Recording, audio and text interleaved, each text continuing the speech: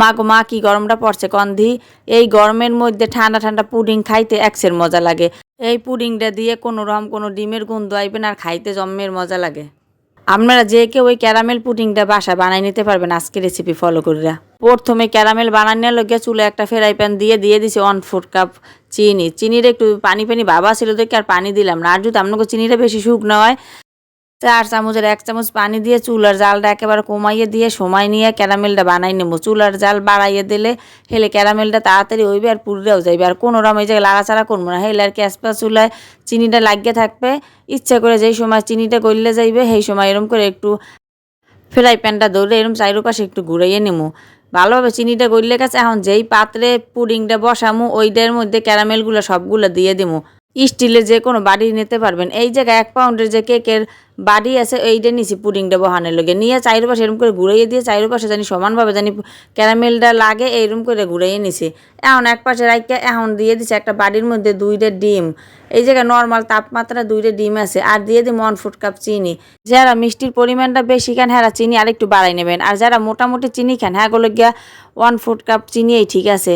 এখন একটা hand weeks দিয়ে ভালোভাবে চিনিটারে গলাই নেবো। 1 টিস্পুন দিয়ে দিছি ভ্যানিলা এসেন্স। ভ্যানিলা এসেন্স দিলে ডিম দিয়ে আসতে গন্ধ করবে না। এখন ভ্যানিলা এসেন্সটাও ভালোভাবে মিশিয়ে নিয়ে এখন এই জায়গায় দিয়ে দিছি কুসুম গরম ঘন দুধ দিয়ে দিছি। এই জায়গায় 2 কাপ মেজারমেন্ট কাপের। এই জায়গায় 1 কেজি দুধ প্রায় আধা কেজি করে এরপর আর কি দিয়ে দিছি। এই জায়গায় ঘন দুধটা দিলে পুডিংটা খাইতে বেশি মজা হয়। পুডিংটা খাইতে বেশি মজা হয় ডিমের পরিমাণটা কম দিলে, আর দুধটা ভালোভাবে যদি জাল দিয়ে ঘন করে নেন হেলে আর কি পুডিংটা খাইতে জম্মের মজা লাগে। বাড়িতে বহামু এই যে এই বাড়িটা নিচে দেখেন যে ক্যারামেলটা কিন্তু শক্ত হয়ে গেছে, নরম অবস্থায় কিন্তু দুধটা ঢালা যাবে না।